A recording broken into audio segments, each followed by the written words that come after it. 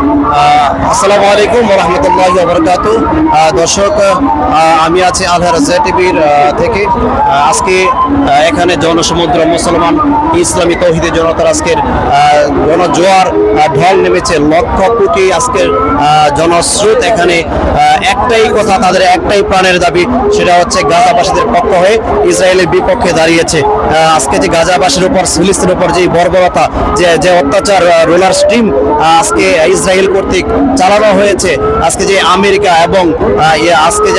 এবং Donald Trump সহ যারা নেতানিয়াহু কর্তৃক আজকে যেই অত্যাচার আজকে চালু হচ্ছে, যে অত্যাচার চলছে, সেই অত্যাচারের বিরুদ্ধে আজকে এই মুসলমান তৌহিদি জনতা দাঁড়িয়েছে। তো আমি এই ভাইয়ের কাছ থেকে একটু তার অপিনিয়ন জানতে চাচ্ছি যে আজকে এখানে এসে কি অনুভূতি হচ্ছে ওনার, এবং বিশ্ববাসীকে কি মেসেজ দিতে চাচ্ছে আজকের এই গণজোয়ার থেকে। জি, আসসালামু আলাইকুম। আসসালামু রাহমাতুল্লাহ। কি ভাইয়ের নাম কি? মোহাম্মদ আরিফুজ্জামান, থেকে আসছেন? সাভার হেমায়তপুর থেকে। আচ্ছা, আপনার আজকে এখানে আসার পর কি অনুভূতি হলো?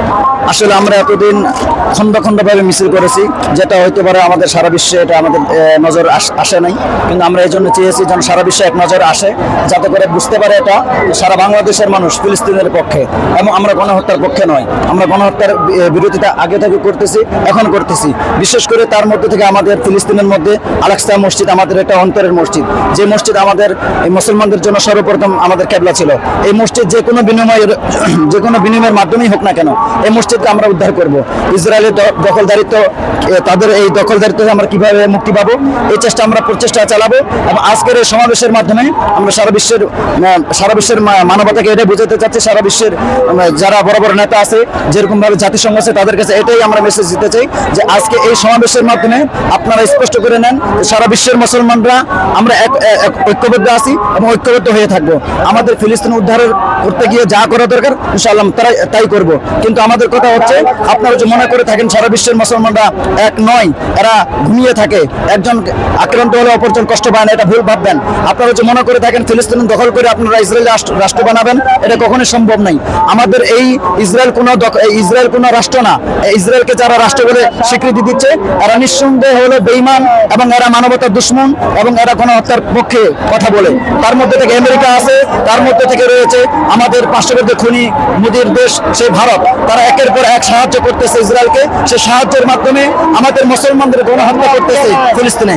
আমরা এজন আজকের এই মিছিলের মাধ্যমে, আজকের সমাবেশের মাধ্যমে সারা বিশ্বের মুসলমানদের এটাই বুঝাতে চাচ্ছি, আমাদের এই সমাবেশের মাধ্যমে একদিন হইলেও আমরা ফিলিস্তিন জয় করবো ইনশাআল্লাহ। ধন্যবাদ। দর্শক, ফিলিস্তিন স্লোগানে আজকে মুখরিত আজকের এই জনসমুদ্র। এখানে আপনারা দেখতে পাচ্ছেন যে আজকে গণজোয়ার হয়েছে, একটাই কথা, সেটা হচ্ছে ফিলিস্তিনের পক্ষে। আজকে যে ফিলিস্তিনের মধ্যে শিশু, নারী সহ যেইভাবে তাদের উপর বর্বরতা, যে অত্যাচার রোলার স্ট্রিম চালিয়েছে, সেই রোলার স্ট্রিমের বিরুদ্ধে, রোলার স্ট্রিমের পক্ষ হয়ে এবং ইসরায়েলের বিরুদ্ধে আজকে অবস্থান বাংলাদেশের।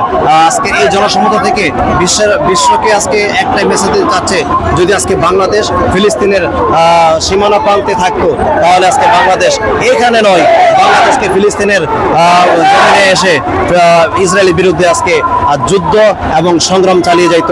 এটি আজকে প্রতিমান হয় আজকের এই জনসমুদ্র থেকে। দর্শক, আমরা আজকে এই পর্যন্তই। পরবর্তী ভিডিওতে আবার দেখা হবে ইনশাআল্লাহ। আমাদের সাথে থাকবে।